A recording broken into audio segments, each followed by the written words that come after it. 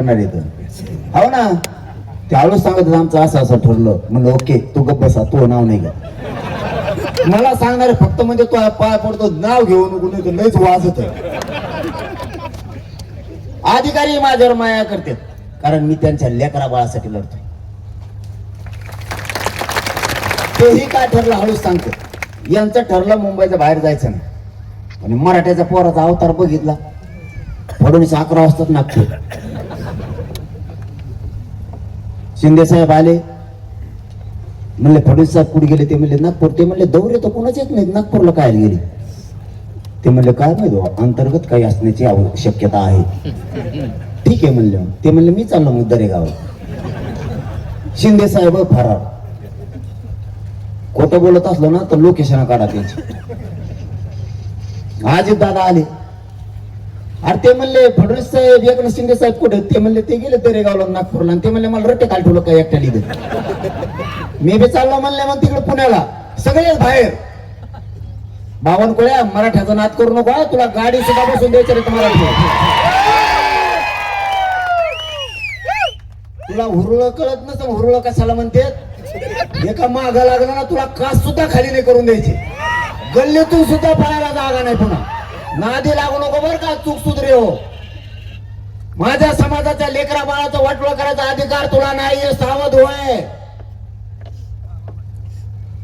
इतका पापी वागू नको, पातक तुझ्या डोक्यावर घेऊ नको बावनकुळ्या. माझ्या समाजाने लय खस्ता खाल्ला त्या जगासाठी. या देशाचा अन्याय बंद व्हावा म्हणून माझ्या मराठ्यांनी रक्त सांडलंय. मराठ्यांची जात सोपी नाही. अफगाणिस्तानापर्यंत हाणीत गेलेली आहे. इतके हानीत होते, हाणायचं संपलं तरी हानीतच होते. पुढे गेल्यावर त्यांना कोणतरी म्हणलं इकडे अफगाणिस्तान लागलंय, मग पानिपतला येऊन हरियाणाला थांबले. म्हणले जर माघारी आले तर पुन्हा एकदा कुटू. तिथंच राहिले. ते आपलेच भाव आहेत ते महाराष्ट्रातले. तो आमचा नाद नको करू. तू 52 कुळात येते, कुळाच नाही जगात. आम्ही 96 कुळाचे लोक आहेत. तू सुधार. फटके जर सापडला लय कुंभ लागतो यांचा. डोकं टॅप्या ठेवून काम कर. मराठ्यांचं वाटलं होऊ देऊ नका. जातीचा उपकार मानायचा शिका. समाजाचा उपकार कधीच विसरायचा नाही. पुढच्या काळात कायम एकजूट राहायचं. समाजाला खाली मान घालून जगावं लागणार असं एक पाऊल आपण उचलायचं नाही. तुमच्या आणि माझ्या सगळ्यांवरती जबाबदारी आहे. समाज मोठा करायची, समाजाचे लेकरं सुखी समाधानी करायचे, सगळ्यांवरती जबाबदारी आहे. जबाबदारी पार पाडायची तरच पुढच्या पिढ्या जगणाऱ्या नाहीत, जगायच्या नाहीत. सावध व्हा. आणखी वेळ हातातून गेलेली नाही. हातातोंडाला आलेला घास बावनकुळ्यांनी हिसकावण्याचा प्रयत्न केलाय. आपल्या लेकराच्या अन्नात त्याच्या ताटात विष काढू देऊ नका कुणाला. समाज मोठा माना आणि 29 ऑगस्टची तयारी जोरदार करा. एकाही मराठ्याने घरी राहायचं नाही. मी तिथं जीवाची बाजी लावून लढणार आहे. वेळेप्रसंगी मरण आलं तरी पत्करायला तयार आहे. समाजापेक्षा मोठं मला कोणी नाहीये. समाज मी प्रथम मानलेला आहे. फक्त तुमच्यावरती जबाबदारी. आजपासून सगळ्यांनी पुरा महाराष्ट्र जागा करायचा. आपण आपले मोबाईल चालवायचे, सगळ्या पोस्ट सोडायच्या आणि जेवढे फोन नंबर तुमच्याजवळ आहेत तेवढ्या पाहुण्या रावळ्यांना राज्यातल्या सांगायचं अंतरवालीला एक दिवस का होईना आंदोलनाला फक्त भेट द्यायला जा. मग मी बघतोय कसं काय देत नाहीत. आपण आता यावेळेस पूर्ण ताकदीने तयारी केली. राज्याची पण तयारी झाली. आता आम्हाला ही तुमची लाट बघून विदर्भातून फोन यायला लागली. आम्ही कुणबी आहेत, आम्हाला आरक्षण येत, पण या आमच्या. आम्ही तुमच्या मराठ्यांच्या लेकरा बाळासाठी रडायला तयार आहेत. याला म्हणतात मराठ्यांची ताकद आणि जिजाऊंचे छत्रपतींच्या लेकरं आणि जात संकटात सापडल्याच्या नंतर कसं धावून जायचं ना, हे मराठ्याकडून शिकाव. त्यासाठी आपल्या मराठ्यांच्या नेत्यावर बी ध्यान ठेवा.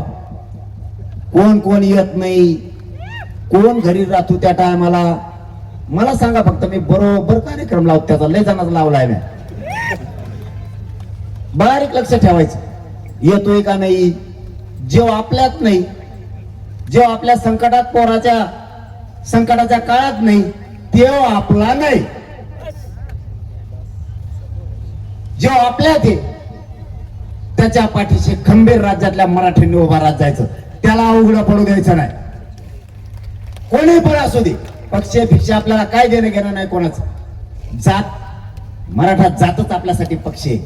जगाच्या पाठीवर एवढा मोठा बलाढ्य मराठा समाज, याच्यापेक्षा पक्ष मोठा पाहिजे कोणचा.